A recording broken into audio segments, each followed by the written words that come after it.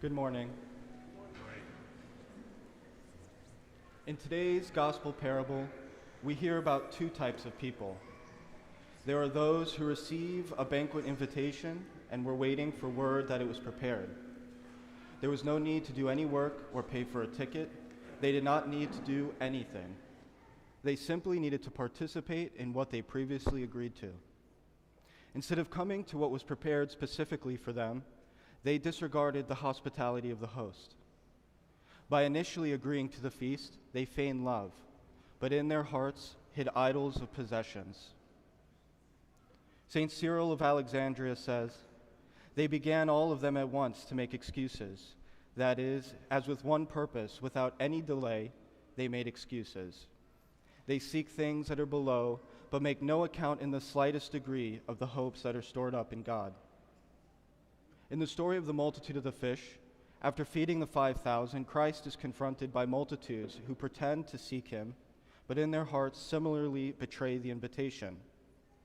When they found him on the other side of the sea, they said to him, "Rabbi, when did you come here?" And Jesus answered them and said, "Most assuredly I say to you, you seek me not because you saw the signs, but because you ate of the loaves and were filled. Do not labor for the food which perishes, but for the food which endures to everlasting life."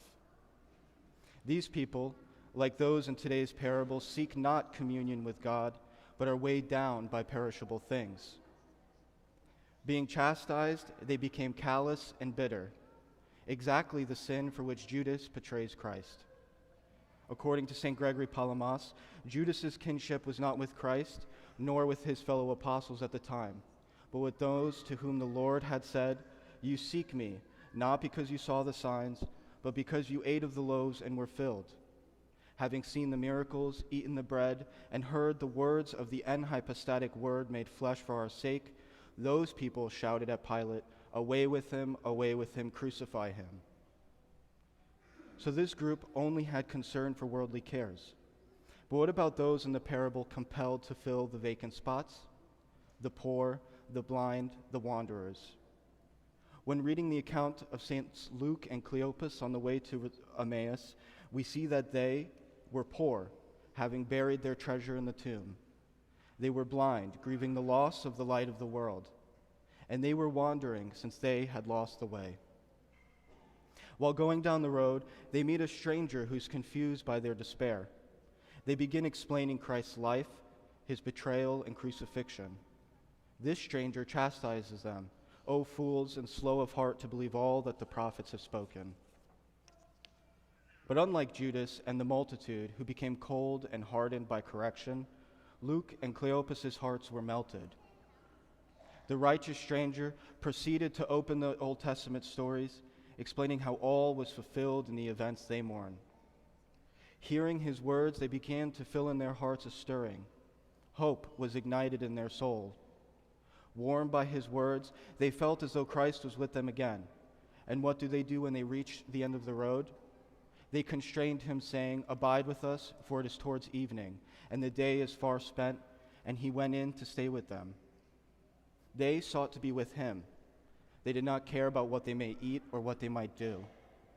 They shift from a worldly focus to a Christ-focused life, and they now held him in their hearts. It is because of this burning love for Christ that, as he sat at the table with them, he took bread, blessed it, and broke it, and gave it to them. Then their eyes were opened, and they knew him, and he vanished from their sight. And they said to one another, "Did not our hearts burn within us while he talked with us on the road, and while he opened the scriptures to us?" This leads us to the banquet we are all invited to, the Feast of the Nativity. Instead of being housed and cared for, the Lord and his mother are forced into a cave. Since they are met with excuses, the angels are sent out to gather, the poor shepherds who have nowhere to rest, and the wandering wise men with their constant gaze to the stars and heaven.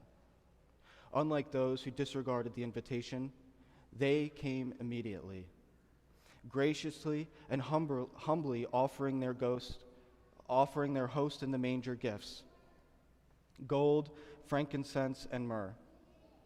Let us likewise answer the call of the banquet, participating in the life of the church, which culminates in receiving Holy Communion. And like the wise men, let us humbly offer our own gifts to those in need: charity, love, and forbearance. In this way, we may have Christ born in the cave of our hearts every day. In the name of the Father, Son, and Holy Spirit, Christ is in our midst.